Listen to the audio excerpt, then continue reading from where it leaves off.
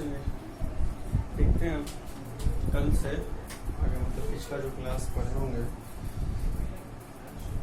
पिछले क्लास यानी कि 14वें क्लास से आगे, इसमें सबसे लास्ट में पढ़े होंगे नाभिकीय संलयन और नाभिकीय विखंडन। अब जो अगला टॉपिक है 5 नंबर का है नाभिकीय रिएक्टर, न्यूक्लियर रिएक्टर। 5 नंबर का बिल्कुल क्या बोलते हैं इम्पोर्टेंट क्वेश्चन है जो एग्जाम में आपके आ सकता है। आएगा या नहीं आएगा इसके बारे में हमेशा बोलते हैं कि वो बोर्ड के ऊपर निर्भर है, लेकिन इम्पोर्टेंट क्वेश्चन है जो एग्जाम में आ सकता है, और वो भी कितने नंबर का, 5 नंबर का। और बाकी जो सोच लिए कि एग्जाम नहीं होगा इस तरीके का, पिछले दिन में बताया है कि एग्जाम नहीं भी हुआ तो आपको आगे तो पढ़ना होगा, यही 12th तक की पढ़ाई करना है। 12th तक अगर पढ़ाई करना है, 12th वाला भी पढ़ाई छोड़ ही दी, 11th पढ़ते हैं यहाँ पर। 11th तो पढ़ने का नाम नहीं होता, क्योंकि फर्स्ट मतलब फर्स्ट ईयर में जो भी आते हैं बहुत कम ऐसा स्टूडेंट होता है जो पढ़ते हैं, ठीक है। सेकेंड ईयर का शुरू हुआ आपका 1.5 से 2 महीने लगभग क्लास किए होंगे। जनवरी में शुरू हुआ, मार्च 16 मार्च से 12 में बंद क्लास, ठीक है। 16 मार्च को लास्ट क्लास है। उसके बाद तो फिर ये जो चल रहा है वो तो कब तक चलेगा इसका कोई निश्चित नहीं, किसी को कुछ भी पता नहीं आगे क्या होगा, ठीक है। इसलिए जब तक है थोड़ा सा बेहतर तरीके से नॉलेज, क्योंकि ज्ञान ही एक ऐसा चीज़ है जो हमेशा आपका साथ देगा, ठीक है। तो जो अगला टॉपिक है वो है न्यूक्लियर रिएक्टर। तो घर में जो सोच रहे हैं कि एग्जाम वगैरह नहीं होगा, थोड़ा बहुत पढ़िए, ज़्यादा हम कहाँ करना बोलते हैं, हम कभी बोलते हैं तो बोलते हैं जब सब कुछ हो जाए, सब कुछ किया हो जाए और फिर भी मन न लगे तब पढ़ाई शुरू हो जाए। सब काम आप कर लेते हैं, जितना काम है, टीवी देखना है, वीडियो, फेसबुक चलाना, व्हाट्सएप चलाना, सब काम जितना भी आपका ऑफिशियल वर्क जिसको बोलते हैं, ऑफिस वाला जितना भी काम है वो हो जाता है। उसके बाद आप अपने घर वाला काम यानी कि पढ़ाई से, जब उसमें मन नहीं लगेगा, मतलब ऑफिस वाला काम में जो लगता है कि बहुत ज़्यादा देर हो गया, थोड़ा सा कुछ नया करते हैं, तब पढ़ाई से, ठीक है। ऐसा नहीं हम बोलते हैं कि 24 घंटा पढ़िए, 16 घंटा पढ़िए, 8 घंटा, कुछ नहीं, तब पढ़िए जब कहीं मन नहीं लगे तब, ठीक है। तो जो पेज मिला है नाभिकीय रिएक्टर का, न्यूक्लियर रिएक्टर का 5 नंबर का क्वेश्चन है। पेज आपको मतलब पहले ही दे दिया गया था, उसके अनुसार से देखिए होता क्या है। तो सिर्फ जो पेज है उसमें पेज से सिर्फ समझना है, ठीक है। तो जो नाभिकीय रिएक्टर या न्यूक्लियर रिएक्टर है, ये पेज दिया हुआ होगा आपके ग्रुप में, व्हाट्सएप वाले ग्रुप में, इंग्लिश मीडियम वाले में इंग्लिश में दिया हुआ होगा, हिंदी मीडियम वाले में हिंदी में दिया हुआ होगा। देखिए तो पहला जो है नाभिकीय रिएक्टर कहते किसको, तो नाभिकीय रिएक्टर एक ऐसी युक्ति है जिसमें नियंत्रित श्रृंखला अभिक्रिया द्वारा, नियंत्रित श्रृंखला अभिक्रिया, नियंत्रित मतलब समझते हैं, नियंत्रित मतलब जिस पर नियंत्रण है, यानी कि जिसको किसी के हिसाब से कार्य करना पड़ता है। नियंत्रित श्रृंखला, श्रृंखला मतलब लगातार, अभिक्रिया मतलब रिएक्शन द्वारा नाभिकीय विखंडन, नाभिकीय विखंडन पीछे पढ़ चुके हैं, जब एक ही मतलब भारी नाभिक जो 2 भाग के नाभिक में विभाजित होता है उसको क्या बोलते हैं, नाभिकीय विखंडन। तो नाभिकीय रिएक्टर एक ऐसी युक्ति यानी कि एक ऐसा यंत्र है, मशीन है, जिसमें नियंत्रित श्रृंखला अभिक्रिया द्वारा नाभिकीय विखंडन स्वयं समर्थित होता है, यानी कि इसमें न्यूक्लियर फिजन जो होता है वो ऑटोमेटिक होता है, यानी किसी चीज की जरूरत इसमें नहीं होती है, वो खुद ही होता है। इसे पूर्व में परमाणु पुंज कहा जाता है, यानी कि पहले इसी का नाम नाभिकीय रिएक्टर का पूर्व में जो पहले पुराने जमाने में नाम था परमाणु पुंज यानी एटॉमिक पाइल, ठीक है, यानी इसको बोलते थे पहले परमाणु पुंज। संरचना तो कैसा फिगर दिया हुआ होगा, फिगर बिल्कुल ध्यान से फिगर में देख लीजिए, मतलब जो पेज मिला उसमें देख लीजिएगा। इसमें देखिए क्या क्या है, चारों तरफ से दीवार से घेरा हुआ है, मंदक है, मंदक मतलब जो स्पीड को क्या करेगा, कम करेगा। शीतलक है मतलब जो हवा को बाहर की ओर निकालता है। टरबाइन है, विद्युत जनित्र यानी जनरेटर है। कंडेंसर है, उष्मा विनिमक मतलब उष्मा को जो बाहर की ओर निकालता है। फिर कैडमियम का छड़ है, ये सब कुछ। अब देखिए नाभिकीय रिएक्टर का भाग मतलब नाभिकीय रिएक्टर जो है बना किस किस से होता है, ठीक है। तो नाभिकीय रिएक्टर के भाग में पहला जो है विखंडनीय पदार्थ या ईंधन, यानी कि नाभिकीय रिएक्टर यानी न्यूक्लियर रिएक्टर में फ्यूल के रूप में यानी कि ईंधन के रूप में किसका यूज करते हैं। ठीक है, तो रिएक्टर में सामान्यतः प्रयुक्त होने वाले ईंधन यूरेनियम समस्थानिक, समस्थानिक समझते हैं, पहले पढ़ चुके हैं। समस्थानिक मतलब हुआ कि परमाणु संख्या एक ही होगा लेकिन परमाणु भर क्या होगा, अलग अलग होगा। तो यूरेनियम समस्थानिक यानी कि यूरेनियम का जितना भी परमाणु संख्या एक ही होगा लेकिन परमाणु भर क्या होगा, अलग अलग होगा, वो थोरियम समस्थानिक TH 232 भार होता है। प्लूटोनियम समस्थानिक PU 239, यानी कि ये ईंधन के, ये सब बिल्कुल ऑब्जेक्टिव क्वेश्चन बनता है। अगर 5 नंबर का क्वेश्चन नहीं भी आया तो ऑब्जेक्टिव भी आ सकता है 1 नंबर का, जैसे कि नाभिकीय रिएक्टर में ईंधन यानी कि न्यूक्लियर रिएक्टर में फ्यूल के रूप में किसका यूज करते हैं। ठीक है, तो उसमें किसका यूज कर रहे हैं, यूरेनियम समस्थानिक का, थोरियम समस्थानिक का, प्लूटोनियम समस्थानिक का। ठीक है, फिर मंदक, मंदक मतलब हुआ जो स्पीड को क्या कर देगा, कम कर देगा। मंदक एक होता है एक्सेलरेशन, एक्सेलरेशन मतलब त्वरण, त्वरण का उल्टा पढ़ते हुए मंदन, याद है फर्स्ट ईयर में त्वरण जब पढ़ते हैं तो उसी का उल्टा जब ऋणात्मक हो जाता है, त्वरण ही किस में आ जाता है, माइनस में आ जाता है, तो उसी को क्या बोलते हैं, मंदन बोलते। तो मंदक मतलब हुआ जो स्पीड को क्या कर देता है, कम कर देता है। तो मंदक के रूप में किसका था, इसका कार्य है न्यूट्रॉन की गति को क्या करना, कम करना, यानी कि वो जो रिएक्टर के अंदर में न्यूट्रॉन होता है उसकी गति को मंदक क्या करता है, कम करता है। फिर है कि मंदक के रूप में किसका उपयोग होता है, तो मंदक के रूप में ग्रेफाइट, वो भारी जल का, ग्रेफाइट और भारी जल का उपयोग होता है, यानी कि इसमें मॉडरेटर के रूप में ग्रेफाइट का यूज होता है और भारी जल का यूज होता है।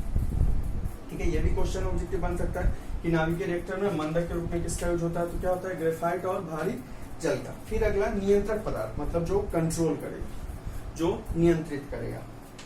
तो रिएक्टर में विखंडन की गति पर नियंत्रण करने के लिए, यानी कि विखंडन को नियंत्रित करने के लिए कैडमियम का छड़, जैसा फिगर में देखेगा तो ये है 2 और ऊपर से वो खींचने वाला लगा हुआ, इस तरीके का फिगर जब देखेगा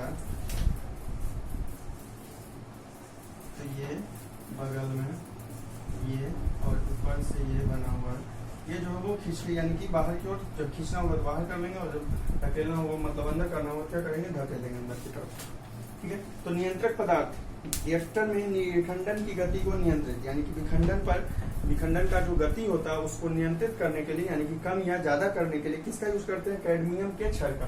तो इसमें हो गया ये ऑब्जेक्टिव क्वेश्चन बनेगा कि नाभिकीय रिएक्टर में नियंत्रक के रूप में किसका यूज करते हैं, तो किसका यूज होता है, कैडमियम के छड़ का। और कैडमियम का छड़ का जो गुण होता है वो ये होता है कि वो न्यूट्रॉन को अवशोषित कर लेता है। अवशोषित मतलब खुद के अंदर क्या करता है, ग्रहण कर लेता है, अपने अंदर ही रख लेता है, वो उसे फिर बाहर जाने नहीं देता।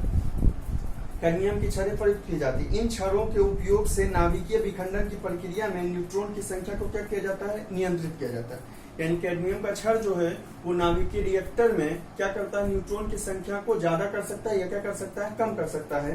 कैडमियम जो है न्यूट्रॉन का उत्तम अवशोषक है, यानी कि जो कैडमियम है वो न्यूट्रॉन को अपने अंदर ही क्या कर लेता है, अवशोषित कर लेता है, यानी कि रख लेता है। शीतलक, शीतलक मतलब समझते हैं ठंडा। विखंडन होने पर अत्यधिक मात्रा में उष्मा उत्पन्न, जब विखंडन होगा, नाभिकीय विखंडन होता है, न्यूट्रॉन टूटता है, मतलब नाभिक टूटता है तो उष्मा यानी कि तेज मात्रा में जो है उष्मा निकलती है, जिसको हटाते हैं किसके द्वारा, शीतलक द्वारा। इसके लिए सामान्यतः वायु, जल, CO2 या नाइट्रोजन का उपयोग, यानी शीतलक के रूप में किसका, ये बिल्कुल अंडरलाइन कर लीजिएगा, मतलब कि या तो कॉपी में लिख लीजिएगा कि विखंडनीय पदार्थ या ईंधन के रूप में किसका यूज होता है, यानी फ्यूल के फॉर्म में किसका यूज करते हैं, मॉडरेटर के फॉर्म में किसका यूज करते हैं, कंट्रोल मटेरियल क्या होता है, शीतलक किसका उपयोग करते हैं, तो शीतलक के रूप में किसका, वायु का, जल का, CO2 का या नाइट्रोजन का उपयोग किया जाता है। उत्पन्न उष्मा को भाप बनाने के काम में लिया जाता है, यानी कि जो उष्मा निकलता है उससे क्या करते हैं, भाप बनाते हैं, और भाप जो है टरबाइन चलाता है, टरबाइन चलाकर बिजली उत्पन्न यानी विद्युत जनरेटर चलाने के काम में आता है। टरबाइन जनरेटर देखें, जनरेटर के आगे में जो पंखी जैसा लगा हुआ रहता है उसी को टरबाइन बोलते हैं, जिससे टरबाइन चलाकर बिजली उत्पन्न होती है। परिरक्षक, परिरक्षक मतलब जो वहां पे काम कर रहे हैं उनकी रक्षा कैसे की जाती है, मतलब नाभिकीय रिएक्टर के आसपास जो लोग काम करते हैं उनको कैसे बचाया जाता है। रिएक्टर के चारों ओर कार्य करने वाले व्यक्ति को खतरनाक विकिरण, क्योंकि वहां पे विखंडन होता है, इस कारण से विखंडन जब होता है तो उष्मा निकलता है, उष्मा के रूप में जो विकिरण से निकलता है यानी कि अलग अलग किरण निकलता है, उससे बचाने के लिए रिएक्टर के चारों ओर कंक्रीट का दीवार, यानी कि सीमेंट का एक मोटा दीवार, जैसा फिगर में ये दिख रहा है, ये सीमेंट का एक मोटा दीवार बनाया जाता है। किस लिए? कि वो जो वहां पे व्यक्ति काम कर रहे हैं उसकी रक्षा, यानी कि उसको विकिरण यानी खतरनाक विकिरण जो निकलेगा उससे उसकी रक्षा की जा सके। तो जो भाग होता है वो कितना? 5। सबसे पहला कौन सा? ईंधन, फिर मंदक, फिर अगला कौन सा था? नियंत्रक पदार्थ, फिर शीतलक और सबसे लास्ट परिरक्षक। ठीक है, तो ईंधन का काम क्या है? जो चलाता है। ठीक, फिर मंदक का काम क्या है? जो न्यूट्रॉन की गति को क्या कर देता है? कम कर देता है। फिर अगला जो तीसरा था नियंत्रक पदार्थ, वो न्यूट्रॉन की गति को क्या करता है? नियंत्रित करता है, यानी कि उसको ज्यादा कर सकता है या कम कर सकता है। फिर शीतलक जो है वो उष्मा को क्या करता है? हटाता है, क्योंकि जब टूटता है तो उष्मा उत्पन्न होता है, उष्मा को हटाने के काम में शीतलक लिया जाता है। और फिर जो सबसे लास्ट परिरक्षक है वो वहां पे काम कर रहे व्यक्ति को क्या करता है? खतरनाक विकिरणों से बचाता है। तो किसमें किसका उपयोग होता है? ईंधन के रूप में किसका उपयोग होता है? मंदक के रूप में किसका उपयोग होता है, यानी मॉडरेटर के फॉर्म में किसका यूज करते हैं? फिर कंट्रोल मटेरियल यानी नियंत्रक पदार्थ के रूप में किसका उपयोग करते हैं? शीतलक के रूप में किसका उपयोग करते हैं? ये सब कुछ ऑब्जेक्टिव क्वेश्चन।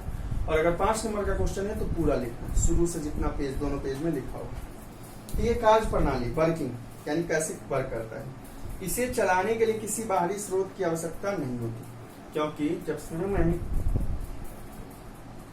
शुरू में पढ़े नाभिकीय रिएक्टर, तो उस समय पढ़ लिए, पहले लाइन में पढ़े होंगे कि नाभिकीय रिएक्टर एक ऐसी युक्ति है जिसमें नाभिकीय विखंडन जो होता है स्वयं समर्थित होता है, यानी कि इसे नाभिकीय विखंडन करने के लिए किसी और चीज की आवश्यकता नहीं होती। तो वही यहाँ पे लिखा हुआ है, इसे चलाने के लिए किसी बाहरी स्रोत की आवश्यकता नहीं होती, यानी कि किसी बाहरी स्रोत पर यह निर्भर नहीं होता।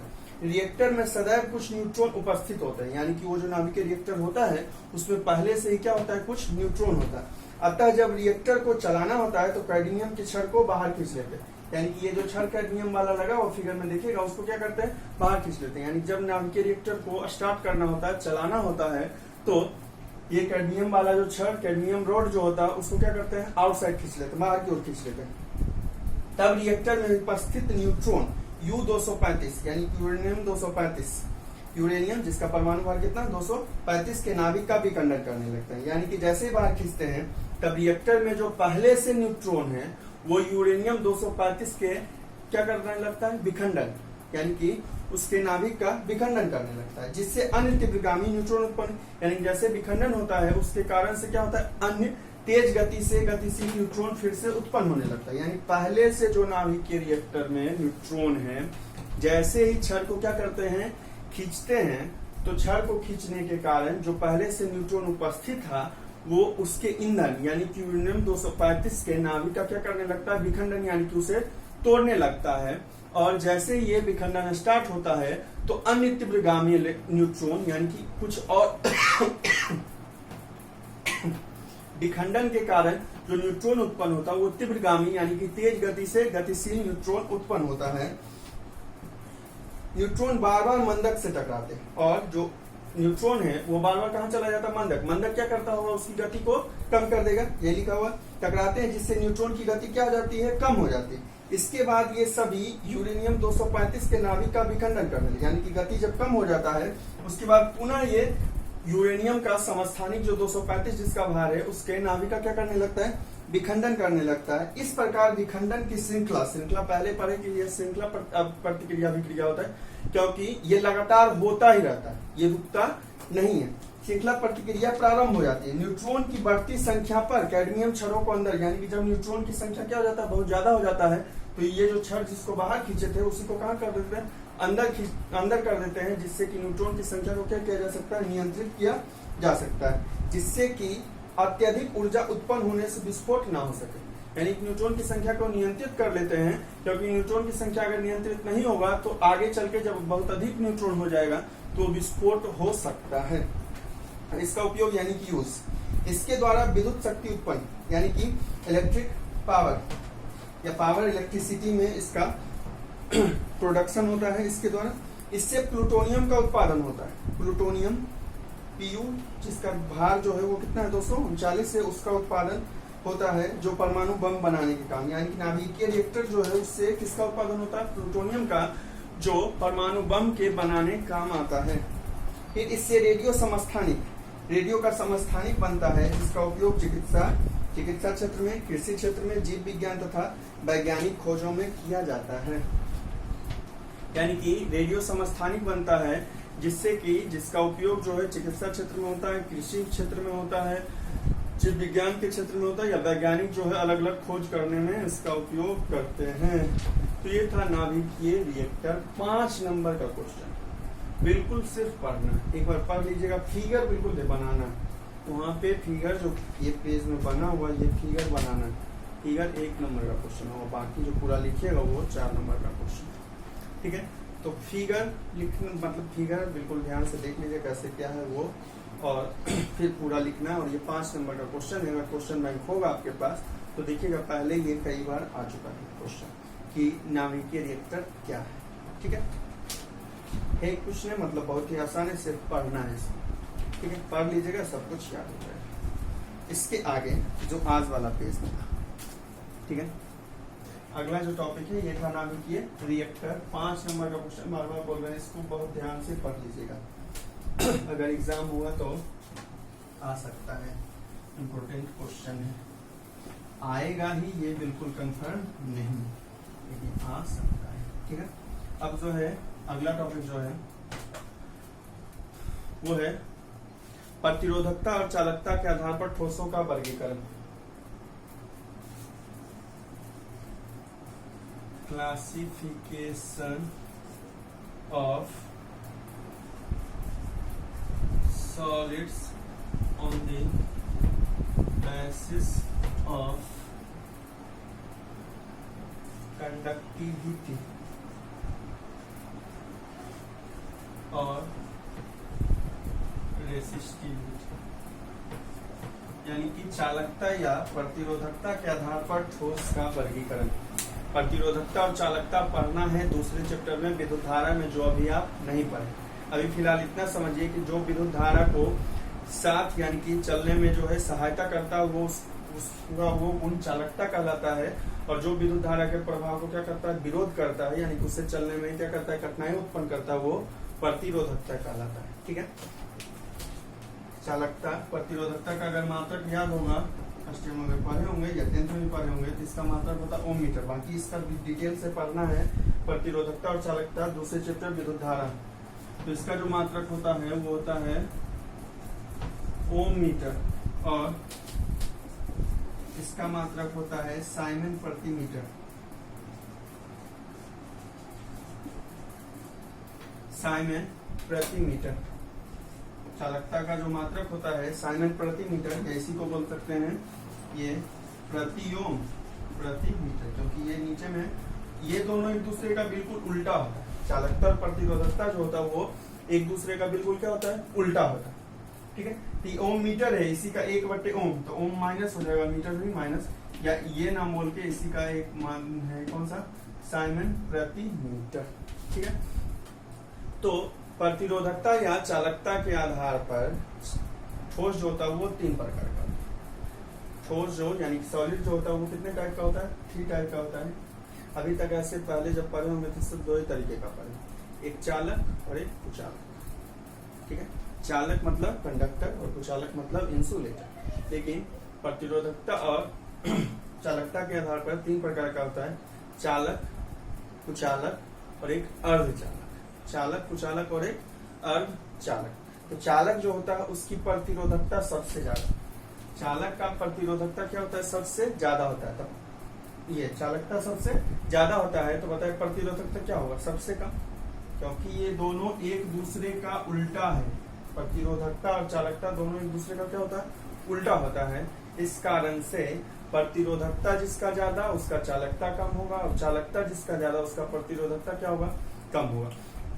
तो चालक वैसा ठोस यानी कि that type of solids whose conductivity is very high. Conductivity यानी कि चालकता जो होता है क्या होता है, सबसे ज्यादा होता है, मैक्सिमम होता है, जबकि प्रतिरोधकता जो होता है सबसे कम होता है। यानी रेसिस्टिविटी क्या होता है, लो होता है, जबकि कंडक्टिविटी क्या होता है, मैक्सिमम होता है।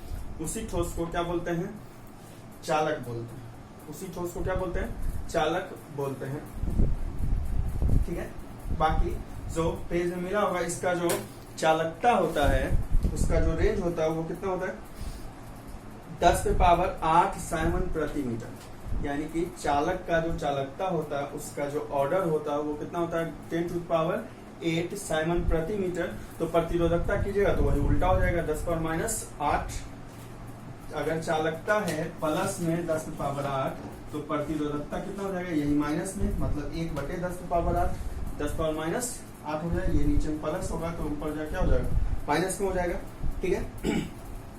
और जैसे में समझ लीजिए तांबा, यानी जितना भी जैसे कंडक्टर बोल रहा है चालक बोल रहा है, तो समझिए कि जो भी धातु है सब क्या होता है लगभग चालक। ठीक है। तो तांबा हो गया, एल्युमिनियम हो गया, टंगस्टन हो गया, मरकरी हो गया, ये सब कुछ। ठीक है। ठोस पदार्थों की चालकता प्रतिरोधकता के व्युत्क्रमानुपाती होती है। तो समझ रहे हैं चालकता और प्रतिरोधकता दोनों एक दूसरे क्या होता है उल्टा होता है। ठीक है। धातुओं की चालकता ताप बढ़ने के साथ घटती है। ये ऑब्जेक्टिव क्वेश्चन है। ये ऑब्जेक्टिव क्वेश्चन है कि जब टेम्परेचर को इंक्रीज करते हैं तो जो कंडक्टर होता है या मेटल होता है उसका चालकता यानी कंडक्टिविटी जो होता है वो डिक्रीज होता है। जब टेम्परेचर बढ़ाएंगे, टेम्परेचर जब बढ़ाते हैं तो प्रतिरोधकता बढ़ता है लेकिन चालकता क्या होता है कम होता है। तो ये ऑब्जेक्टिव क्वेश्चन है। और आपको कहीं भी ऑब्जेक्टिव अगर मतलब बोले क्वेश्चन बैंक या किसी भी तरह का ऑब्जेक्टिव बुक रखे होंगे तो इस तरीके का क्वेश्चन आपको मिल जाएगा।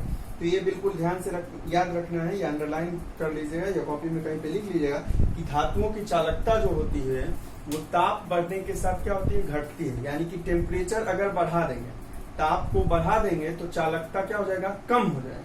और वही प्रतिरोधकता पूछेगा तो क्या होगा बढ़ जाएगी, क्योंकि प्रतिरोधकता और चालकता दोनों एक दूसरे क्या है उल्टा। तो धातु को जब गर्म कर देते हैं, ताप दे देते हैं, तो चालकता उसका यानी कि चालक का चालकता जो होता है वो कम हो जाता है, जबकि प्रतिरोधकता जो होता है वो क्या हो जाता है बढ़ जाता है। ठीक है। उसी तरीके से आते हैं दूसरा जो है अर्धचालक सेमीकंडक्टर। मतलब समझ रहे होंगे ये दोनों के बीच में आएगा, मतलब चालक और किसके बीच में कुचालक के बीच में। यानी कि वह ऐसा ठोस जिसकी चालकता और प्रतिरोधकता चालक और कुचालक के बीच में होती है वो क्या कहलाता है अर्धचालक। ठीक है।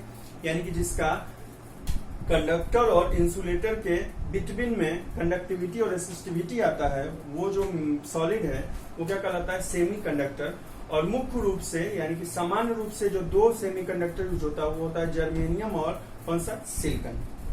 दो जो सेमी कंडक्टर यूज होता है वो कौन कौन सा होता है जर्मेनियम और सिलिकॉन। इसका जो ऑर्डर होता है चालकता कंडक्टिविटी का वो 10⁻⁶ साइमन प्रति मीटर। ऑर्डर जो होता है कंडक्टिविटी का किसका सेमी कंडक्टर का यानी कि अर्धचालक का वो होता है 10⁻⁶ साइमन पर मीटर, साइमन प्रति मीटर। यही अगर प्रतिरोधकता पूछ लेगा तो ये माइनस से ऊपर जाकर किसमें हो जाएगा प्लस में, यानी 10⁶ ओम मीटर। प्रतिरोधकता जो होगा अर्धचालक का वो 10⁶। अगर प्रतिरोधकता प्लस में तो चालकता माइनस में हो जाएगा, और अगर चालकता माइनस में है तो प्रतिरोधकता क्या हो जाएगा प्लस में। जैसे पहला चालक वाला पर है तो चालकता किसमें है प्लस में, तो प्रतिरोधकता किसमें हो जाएगा माइनस में। क्योंकि बार-बार समझ दोनों एक दूसरे का बिल्कुल व्युत्क्रम एक वटा करके आंसर होता है। ठीक है। तो चालकता जो होता है अर्धचालक का वो 10⁻⁶ साइमन प्रति मीटर होता है।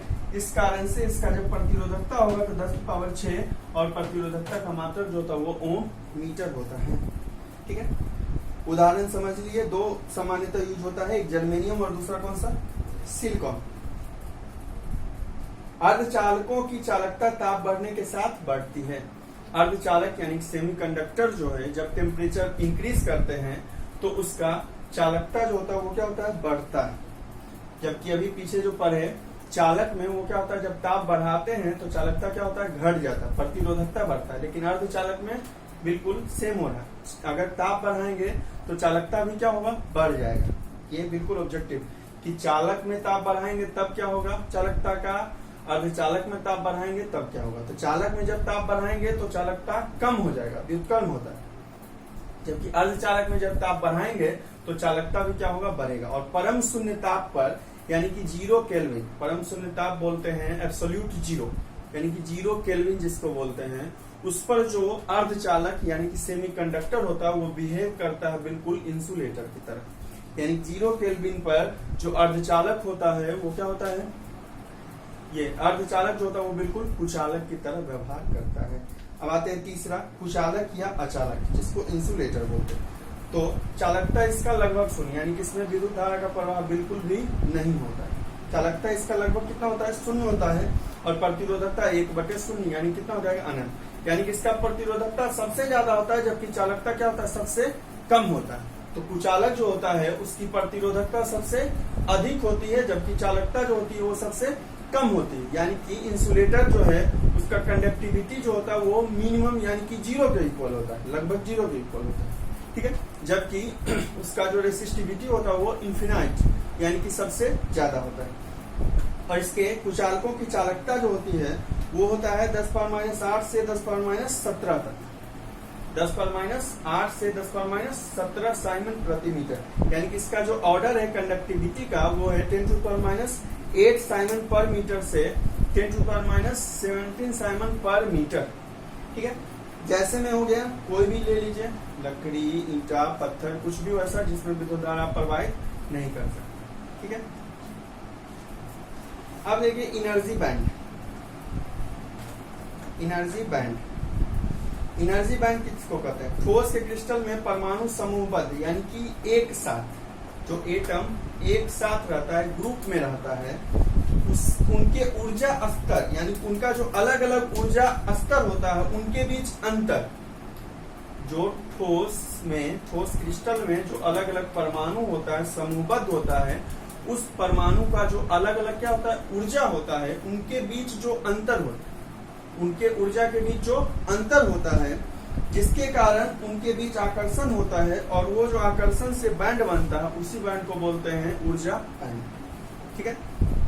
तो ग्रुप ऑफ एटम जो किसी भी क्रिस्टल में यानी कि इन ए क्रिस्टल उस एनर्जी गैप यानी कि उसका जो एनर्जी होता है वो क्या होता है, अलग अलग होता है, इंटरवल होता है, जो बैंड बनता है, यानी कि उसके कारण से जो एनर्जी बैंड ओक्यूपाइड होता है या ओकर होता है उसी को बोलते हैं एनर्जी बैंड या ऊर्जा बैंड। अब इसमें ऊर्जा बैंड में 2 तरीके का होता है बैंड, एक संयोजी बैंड और दूसरा चालन बैंड। एक संयोजी बैंड और दूसरा चालन बैंड। तो संयोजी बैंड जिसको इंग्लिश में बोलते हैं वैलेंस बैंड, तो जो संयोजी इलेक्ट्रॉन से भरा रहता है, यानी वैलेंस इलेक्ट्रॉन से क्या होता है, भरा रहता है, उस बैंड को बोलते हैं संयोजी बैंड। जो वैलेंस इलेक्ट्रॉन से यानी कि the band which is filled up of किससे, valence electron is known as valence band. यानी कि जो बैंड किससे भरा होता है, संयोजी इलेक्ट्रॉन से भरा होता है, उस बैंड को क्या बोलते हैं, संयोजी बैंड बोलते हैं। जबकि चालन बैंड जो होता है वो अपूर्ण रूप से भरा होता है। ऊर्जा बैंड जो इलेक्ट्रॉन से अपूर्ण यानी कि पूरा का पूरा भरा हुआ नहीं रहता है, तथा कुछ ऊर्जा रिक्तता संयोजी बैंड से अलग होता है, यानी कि जो पूरा का पूरा भरा हुआ नहीं होता है उस बैंड को बोलते हैं कौन सा बैंड, चालन बैंड। या जो कंडक्शन इलेक्ट्रॉन से यानी कि कंडक्शन मतलब संयोजी इलेक्ट्रॉन से, संयोजी कंडक्शन में तो कौन सा, चालन इलेक्ट्रॉन, कंडक्शन मतलब चालन इलेक्ट्रॉन से भरा होता है, वो जो बैंड कहलाता है वो कहलाता है कौन सा, चालन, ठीक है। तो जो संयोजी इलेक्ट्रॉन से भरा हुआ वो कौन सा, संयोजी बैंड, और जो चालन इलेक्ट्रॉन से भरा हुआ वो कौन सा, चालन बैंड, ठीक है। अब ऊर्जा बैंड के आधार पर ठोसों का वर्गीकरण, ये भी 5 नंबर का क्वेश्चन, और ये भी पहले एग्जाम में आ चुका है। ऊर्जा बैंड के आधार पर जो बैंड बनता है उसके आधार पे ठोसों का वर्ग, अभी जो पढ़े पीछे वो किसके आधार पे था, चालकता और प्रतिरोधकता के आधार, वो किसके आधार पे था, चालकता और प्रतिरोधकता। तो उसमें भी 3 ही था। ऊर्जा बैंड के आधार पे भी कितना होता है, 3 ही होता है, वही 3।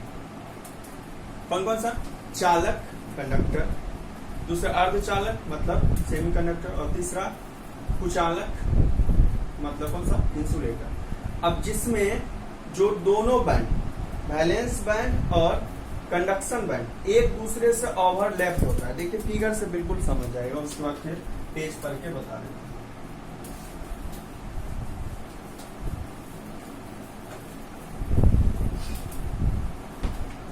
फिगर जो नीचे में बना हुआ पेज में उसको देखेगा तो सीधे एनर्जी बैंड कर रहा है, यानी classification of solids on the basis of energy band, यानी कि ऊर्जा बैंड के आधार पे ठोसों का वर्गीकरण। ऊर्जा बैंड के आधार पे भी 3 ही होता है। तो देखिए पहला चालक कंडक्टर,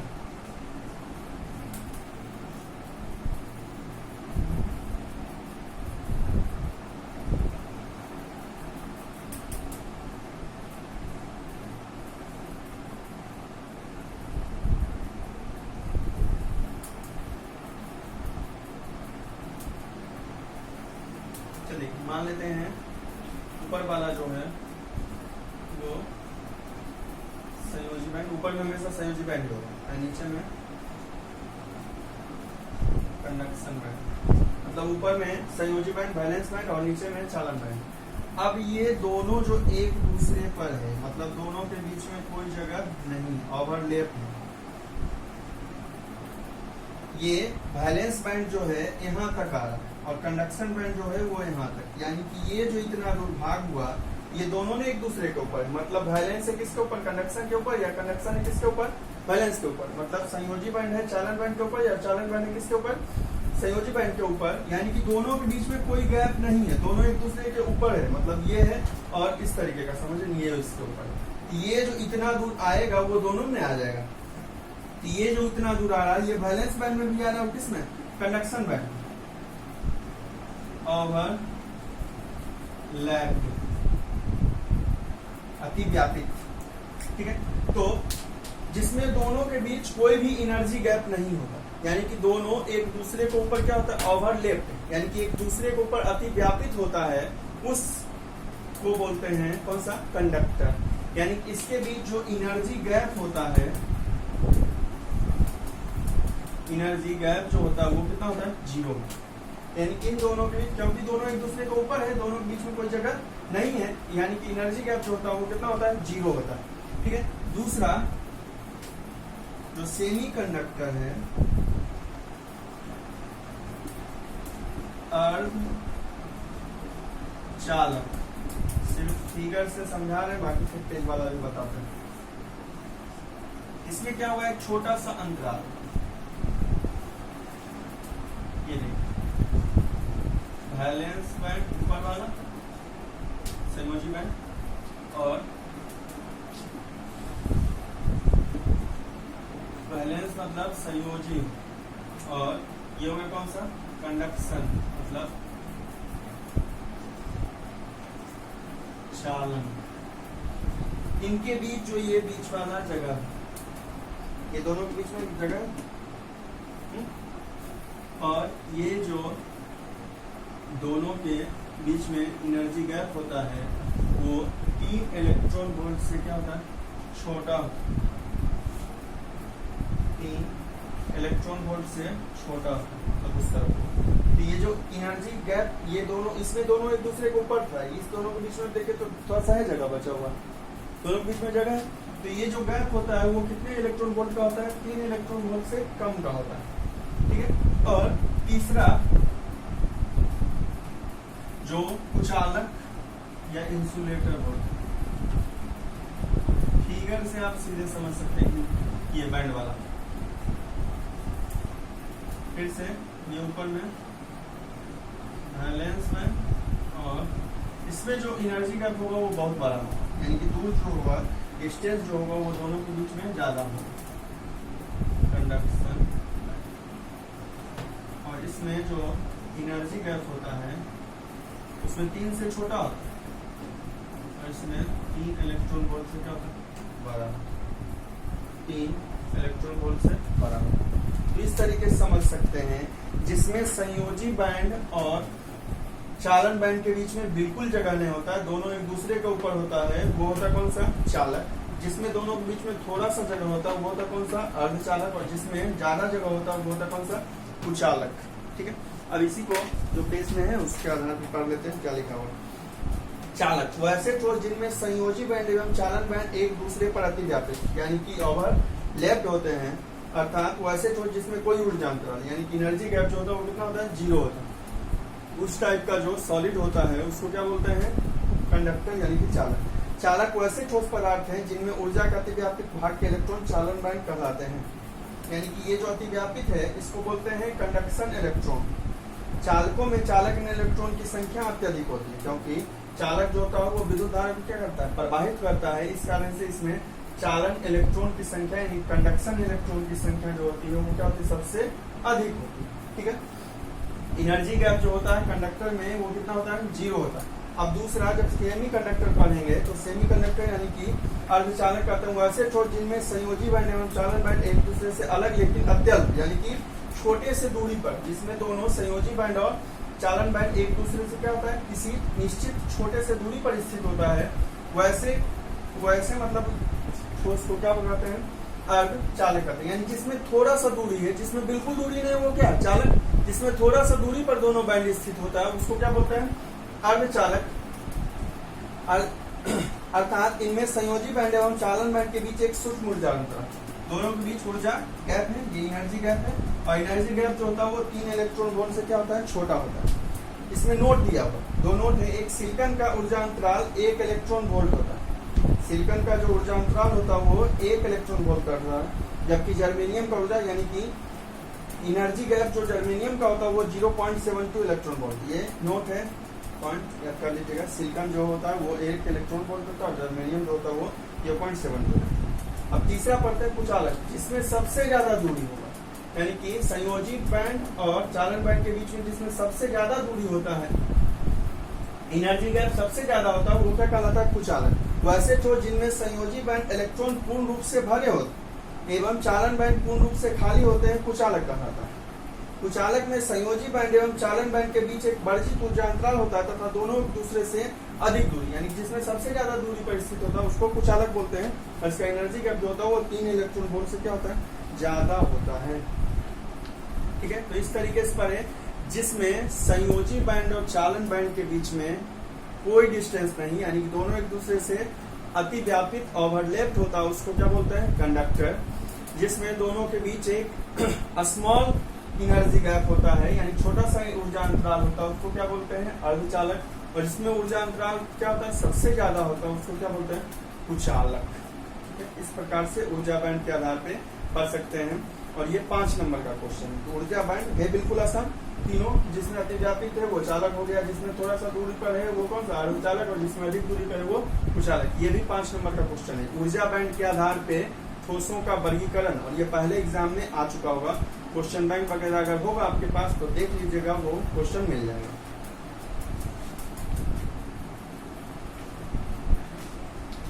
चलिए, अब अर्धचालक 2 प्रकार के, मुख्यतः जो पढ़ना है इस स्कूलों में वो पढ़ना है अर्धचालक इस चैप्टर में। सेमी कंडक्टर जो होता है वो 2 प्रकार का होता है, एक शुद्ध होता है, शुद्ध या नैज अर्धचालक बोलते हैं, और दूसरा अशुद्ध या बाह्य अर्धचालक बोलते हैं। शुद्ध मतलब प्योर और इंट्रिंसिक, और बाह्य मतलब एक्सट्रिंसिक और इम्प्योर, अशुद्ध।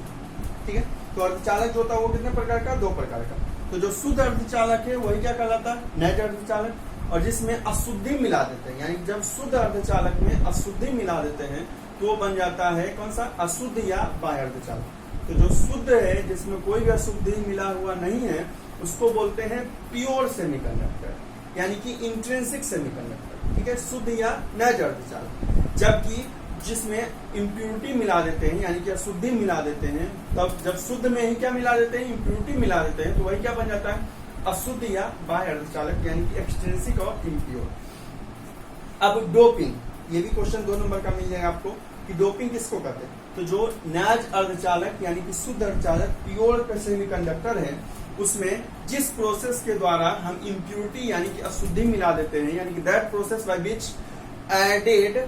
विच बी एडेड इम्प्यूरिटीज ऑन किसमें, शुद्ध यानी कि pure semiconductor is known as doping.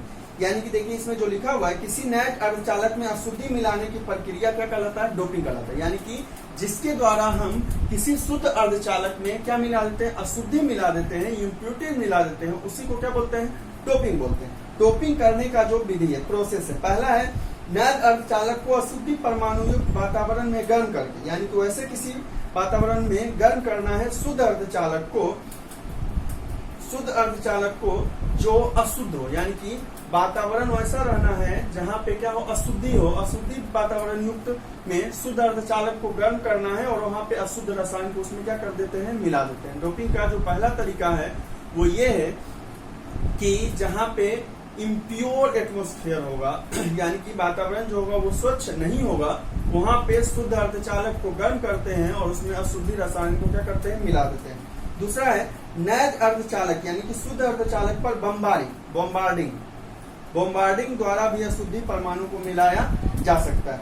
तीसरा है नैज अर्धचालक के क्रिस्टल निर्माण से पूर्व यानी कि उसके क्रिस्टल बनने से पहले ही कम मात्रा में अशुद्ध रसायन को क्या करते हैं, मिला देते हैं। तो किस प्रकार से मिलाते हैं, वो 3 प्रकार का तरीका है।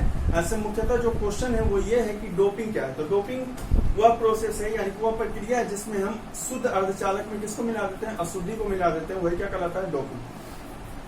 अब नए अर्धचालक में मिलाया जाने वाले अशुद्धि 2 प्रकार का, यानी कि इम्प्यूरिटीज जो होता है वो कितना 2 टाइप्स का होता है। पहला पंच संयोजी यानी कि पेंटावैलेंट, और दूसरा त्रिसंयोजी यानी कि ट्राइवैलेंट। पंच संयोजी को दाता डोनर भी बोलते हैं। पंच संयोजी मतलब उसका 5 होता है तो एक ज्यादा, पुराना चाहिए 4 ही, पुराना है बंद कितना 4 और 5 होता है तो एक इलेक्ट्रॉन उसको क्या करना पड़ता है, दान करना पड़ता है। इसका आंसर उसको बोलते हैं दाता। जबकि 3 जिसके पास है, त्रिसंयोजी जो है उसके पास वैलेंस इलेक्ट्रॉन, संयोजी बंद कितना है, संयोजी इलेक्ट्रॉन कितना है, 3 ही है। तो एक उसको क्या करना पड़ता है, लेना पड़ता है दूसरे का। इसका आंसर उसको ग्राही बोलते हैं, यानी कि एक्सेप्टर बोलते हैं। तो पंच संयोजी यानी तत्व जिनके प्रत्येक परमाणु पर 5 संयोजन है, यानी कि वैसा एलिमेंट जिसमें कितना वैलेंस इलेक्ट्रॉन होता है, 5 वैलेंस इलेक्ट्रॉन, वही क्या कहलाता है, पंच संयोजी यानी कि पेंटावैलेंट इम्प्योरिटी। जैसे आर्सेनिक हो गया, एंटीमनी हो गया, फास्फोरस हो गया इत्यादि। त्रिसंयोजी यानी कि जिसका वैलेंस इलेक्ट्रॉन कितना होगा, 3 होगा, वो त्रिसंयोजी कहलाता है। जिसका 5 होगा वो पंच संयोजी यानी कि पेंटावैलेंट, और जिसका 3 वैलेंस इलेक्ट्रॉन होता है उसको क्या बोलते हैं, त्रिसंयोजी। पंच संयोजी मतलब पुराना होता है, बंद जो बनता है वो कितना 4 ही बनाना होता है, लेकिन 5 इलेक्ट्रॉन है तो एक इलेक्ट्रॉन उसको क्या करना पड़ता है, दान करना पड़ता है। इस कारण से उसको दाता या डोनर बोलते हैं। जबकि त्रिसंयोजी पुराना है 4 और है उसके पास 3 ही, तो एक क्या करना पड़ेगा, दूसरे से ग्रहण करना पड़ता है। इसी कारण से उसको क्या बोलते हैं, ग्राही, यानी कि वो ग्रहण करने वाला है, एक्सेप्टर। ठीक है। इसके आगे जो है वो है बाह्य अर्धचालक के प्रकार। ये अभी पढ़े अर्धचालक के प्रकार, 2 तरीके का, शुद्ध और अशुद्ध। उसमें फिर जब अशुद्ध किसको कहते हैं, शुद्ध उसको कहते हैं जब शुद्ध वाले में क्या करते हैं, अशुद्धि मिला देते हैं तो वही अशुद्ध वाला बन जाता है। और डोपिंग किसको कहते हैं, प्रक्रिया जिसके द्वारा हम अशुद्धि मिलाते हैं। फिर डोपिंग जो है वो 3 प्रकार से किया जाता है वो। और फिर डोपिंग मतलब जब होता है तो वो जो परमाणु होता है, दाता जो होता है अशुद्ध अर्धचालक में जो मिलाते हैं अशुद्धि को, वो कितने प्रकार का होता है, 2 तरह का। एक पंच संयोजी और दूसरा कौन सा, त्रिसंयोजी। पंच संयोजी मतलब 5 इलेक्ट्रॉन वाला, और त्रिसंयोजी मतलब 3 इलेक्ट्रॉन। पंच संयोजी में क्या होगा, एक उसको दान करना पड़ेगा, और त्रिसंयोजी में एक क्या करना पड़ता है, ग्रहण करना। तो 5 वाला जो वो दान कर रहा है दाता बोलते हैं, और 3 वाला ग्रहण करेगा, इस कारण से उसको ग्राही बोलते हैं। आगे बाह्य अर्धचालक के प्रकार। बाह्य अर्धचालक के प्रकार 2 तरीके का होता है, एक पी टाइप पॉजिटिव टाइप और दूसरा निगेटिव टाइप। ये आगे अगले दिन देखते हैं। इसको समझ लीजिए, जो वीडियो मतलब कॉपी में लिखा हुआ होगा, दिन में दिए थे कि इसको पढ़ के रहिए, वीडियो से समझा देंगे। उसके बाद इसको पूर्णतः 5 नंबर का जो क्वेश्चन था, एक नाभिकीय रिएक्टर और एक एनर्जी बैंड वाला, इसको ध्यान से पढ़िए। उसके बाद फिर आगे जो 5 नंबर वाला क्वेश्चन है वो फिर से बताएंगे कि ये 5 नंबर का है। ठीक है। बाकी जितना वीडियो में अभी पढ़े, जो पेज आज दिए थे, और इसके पहले एक परमाणु ये नाभिकीय रिएक्टर था वो, और आज वाला पूरा पेज जहाँ तक दिए वहां तक इसमें समझा दिए। ठीक है। इसको जितनी बार में बेहतर तरीके से समझ सकते हैं, बार बार बोल रहे हैं। हो सकता है एग्जाम आपका नहीं होगा एग्जाम, इसका मतलब क्या है, पढ़ना है या नहीं, नॉलेज चाहिए। अगर ग्रेजुएशन में ही आपका एडमिशन, मान लीजिए 12th का एग्जाम नहीं हुआ तो ग्रेजुएशन में एडमिशन होगा, ग्रेजुएशन में एडमिशन होगा तो इसका मतलब क्या, 12th के बिना नॉलेज क्या आपका एडमिशन। अगर हो भी गया तो मतलब उस तरीके का रह जाएगा, पढ़ना लिखना कुछ नहीं है। अगर कोई 12th है तो मतलब मान लीजिए आपसे छोटे कोई है, वो अगर आपसे कल कोई कुछ पूछ देते हैं तो उसका जानकारी आपको चाहिए कि बता दिएगा नहीं मेरा नहीं हुआ था पढ़ना, नहीं पढ़ा। और अगर बोल दिए कि नहीं पढ़े थे, आप तो समझ सकते क्या बोले। ठीक है। इसी तरीके से बार बार बोल रहे हैं, जब मन नहीं लगे तब। ठीक है। वीडियो देखिए और कॉपी में पेज बिल्कुल समझ। इस तरीके से कोई नहीं पढ़ा, पहले पेज आपको देते हैं, ऐसा कोई कर नहीं रहोगे, कहीं नहीं पढ़ा, पहले आपको लिखने के लिए पेज देते हैं। ठीक है। और उसके बाद उसको वीडियो से समझा रहे हैं। इतना अगर मेहनत करके कोई पढ़ा रहे हैं, पूरे मार्क से बार और मोगामा मोल की बात नहीं करते, कहीं भी आपके मतलब जो भी होंगे वो या तो सिर्फ वीडियो से समझाते होंगे। ठीक है। वीडियो समझना है समझ लीजिए, हो गया। ठीक है। और या सीधे पेज लिख के छोड़ देंगे, दोनों में से कोई एक ही काम हम दोनों कर, आपको पहले लिखने के लिए दे रहे हैं, उसके बाद फिर वीडियो से समझना है। ठीक है। तो जितना उतना दिन का पेज रखा हुआ था उसको मुश्किल से 14 क्लास में खत्म कर दिया, और इसके आगे अब शुरू कर चुके हैं। और आधुनिक भौतिकी यानी मॉडर्न फिजिक्स जो है ये जुलाई में यानी कि जितना दिन में बचा हो उसमें समाप्त कर देंगे। ठीक है, तो इसको हर दिन से हो सकता है कि अल्टरनेट का वीडियो है, क्योंकि कल अगर देंगे लिखने के लिए तो कल पढ़ के रहेगा तो फिर उसके अगले दिन वीडियो देंगे। ठीक है, इस तरीके का वीडियो आएगा। लेकिन हाँ, ये जो जुलाई है जितना दिन है उसमें मॉडर्न फिजिक्स जो है वो समाप्त होगा। ठीक है, तो मॉडर्न फिजिक्स के बाद ऑप्टिक्स स्टार्ट करेंगे, प्रकाश की। ठीक है, तो पीछे जितना भी पढ़ रहे हैं उसको बिल्कुल ध्यान से पढ़ते रहिए। फिर से संडे को टेस्ट होगा, वही पहले चेक करना है। ठीक है, कल देखते हैं, कल टेस्ट दे देंगे, देख लीजिएगा।